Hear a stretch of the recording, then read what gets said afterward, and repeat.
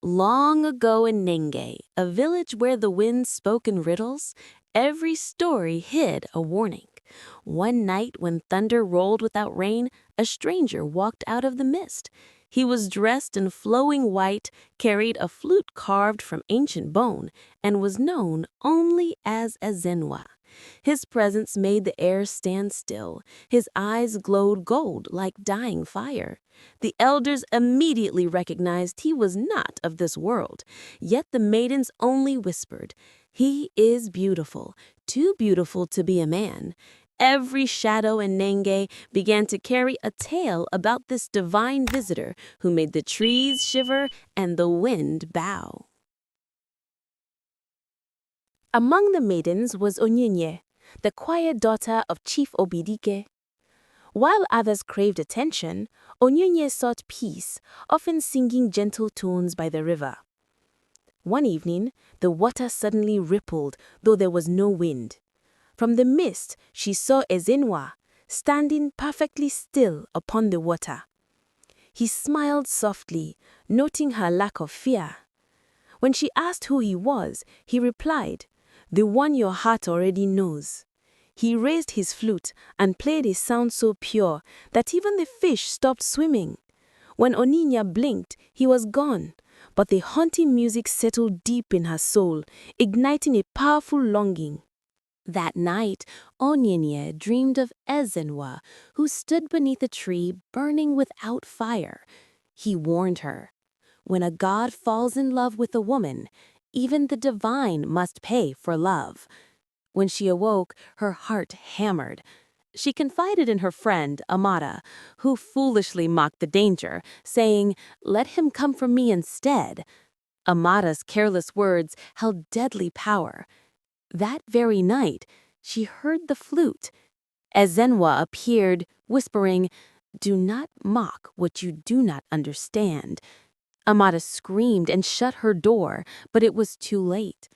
3 days later, she was found lifeless by the river, a victim of the fear she had invited. From that day, fear ruled in Gene. The deadly warning was absolute. Every woman who refuses him dies after 3 days. Yet Ezenwal never harmed anyone else. He only played his flute by the river, his music sorrowful, ancient, speaking of loneliness, not death. Men stayed away, and women wept quietly. The village was paralyzed by terror, but the fear could not extinguish the deep longing in Onyinye's heart. Night after night, his voice whispered, "Do not fear me." She desperately resisted the divine call, but her spirit was consumed by the conflict between survival and the inexplicable love that challenged her existence. One moonless night, Onyinye finally defied the terror holding Nji captive and walked to the river. Ezenwa stood there, powerful and possessing the world. "Why me?" she asked. He answered softly, "Because you see beyond fear. I have searched for one heart that sees me not as God or curse, but as man." He confessed he needed salvation. He stretched out his hand, asking, "Will you walk with me?" Onyinye paused, contemplating the immense unknown cost of divine affection. Then, overcoming the final crippling fear, she slowly placed her hand in his. She was not just choosing a husband, she was choosing love over the fear that had killed her friend.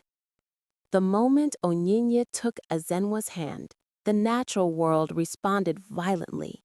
The river instantly rose, the wind sang a high, mournful sound, and the trees bowed low. Together, the mortal woman who chose love and the divine warrior seeking peace disappeared beneath the silver water. By dawn, Onyinye was gone. Her father cursed the gods and sent search parties, believing she had died like Amara. The village trembled, but Onyinye's story was far from over. Her choice was not an ending, but the beginning of an eternal union sealed outside the laws of the mortal world. That night, the grieving village witnessed a miracle. The river water suddenly glowed gold, shining brightly in the darkness. In the reflection they saw Onyinye standing beside Ezenwa, smiling. Her voice, clear and strong, floated through the air. Do not fear what you cannot understand. The gods test hearts, not tongues. Ezenwa's full story was then revealed. He was a mighty warrior, cursed by the water goddess for loving a mortal woman long ago. The curse demanded he find a woman who loved him despite knowing his power. Onyenye's choice had shattered the curse. The love between a god and a mortal cannot last in its earthly form. To ensure they would never again be separated by the curse or by time, the gods performed a final act of mercy. They turned Onyenye into light, a spirit of the river, to live with Ezenwa forever. Today, the villagers of Ngene maintain strict warnings. If you hear the sound of a flute, do not run, because running means fear, and fear brings death. But those with quiet hearts listen and sometimes see two figures, a man and a woman, dancing on the water, glowing like gold. They call them Ezenwa and Onyinye, the love that ended a curse. The story of the god who fell in love remains the highest hope in Guinea. The woman who refused him died, but the one who accepted him became eternal. When you stand by a quiet river and hear music that makes your heart tremble, remember that love is never truly quiet. It is a force so absolute that when it awoke the sleeping storm, even the gods remembered what it meant to feel.